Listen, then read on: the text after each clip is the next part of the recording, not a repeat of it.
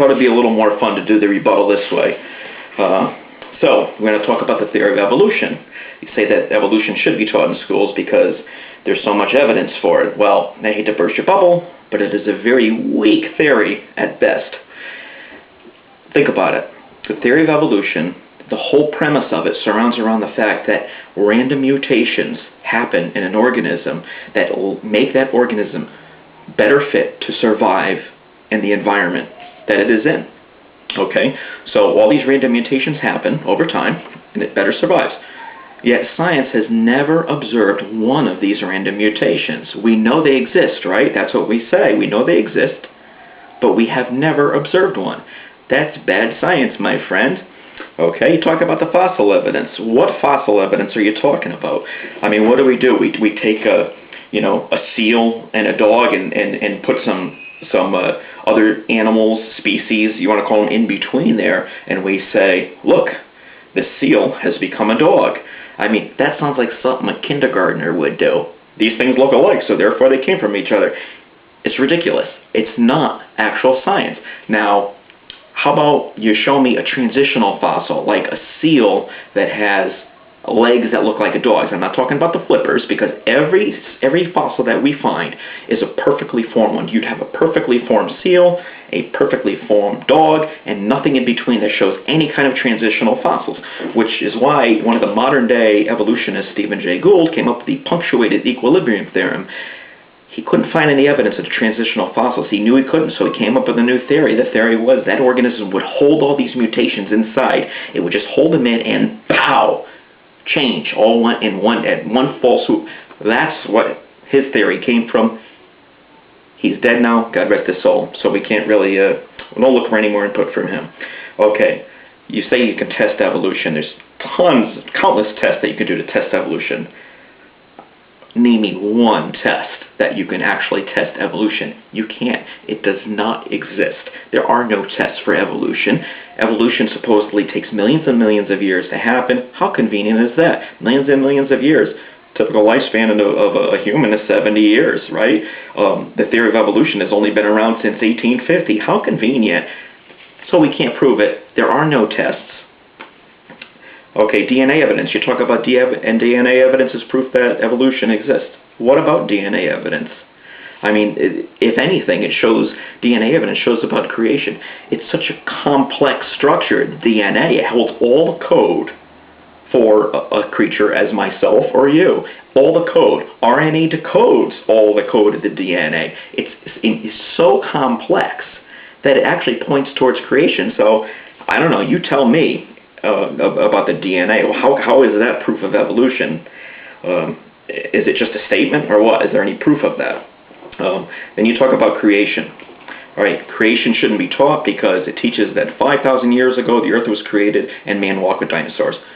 Some people interpret it that way, but I mean that's not what creationism is. Creationism merely states this whole earth, the universe, us, every creature was created by an omnipotent being we call God, right? That's all it is.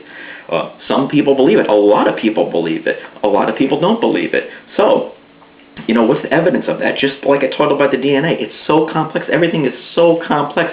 You take a look at a cell. Darwin thought it was a blob of mass. That's all he thought it was, a cell. Well, we know, we look with a micron telescope nowadays, and we see how intricate it is. A cell is like a little city.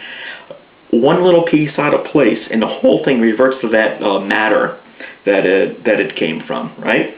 Okay, so that's the evidence. I know it's not evidence to you, but to me, the evolution evidence is not evidence. So that brings me to this: why not teach them both? What are you afraid of? Why don't you want creationism taught?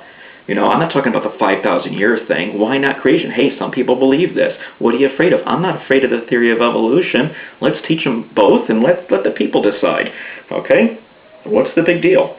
Then you talk about religion, how it's created by man. Well, you say it is, and I say it's inspired by God. Who's to say you're right? Who's to say I'm right? But, what's the big deal? I don't look down on you for thinking that. Why should you look down on anybody else for thinking what they think? You can believe what you want, and so can I. But why is it so hard to believe that God would use his creation, man, to spread his word? I mean, does he have to come down as some, unorthodox creature? I mean, why would he not use his own creation, who he says were created in the likeness of an image of him, to spread his word? I mean, I don't see what the problem with that is. Which brings me to my last point about religion. You say you have no religion, you're an atheist, you're an agnostic, whatever you say you are, you do have a religion.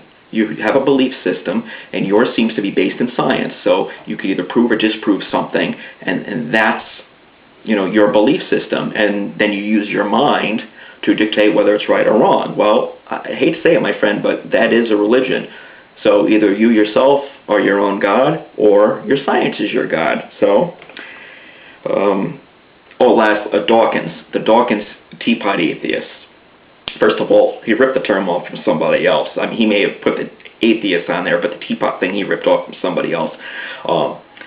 But really, it's a trivial thing. I mean, come on. To compare what a creationist believes in an omnipotent being who is responsible for all of creation, to compare that to a lifeless teapot, you know, it is trivial. It's insulting. I know it's meant to be insulting in many times, but, you know, just like the comment about how you can't prove a negative and God is a negative. Yeah, you know, I get there's the pun in there, but it doesn't really matter to me. And I think that's about it. Oh, except for on the Dawkins things with the teapot. Whether you can prove, just because you can't prove or disprove God, has no bearing on whether he exists or not. There's many things we can prove.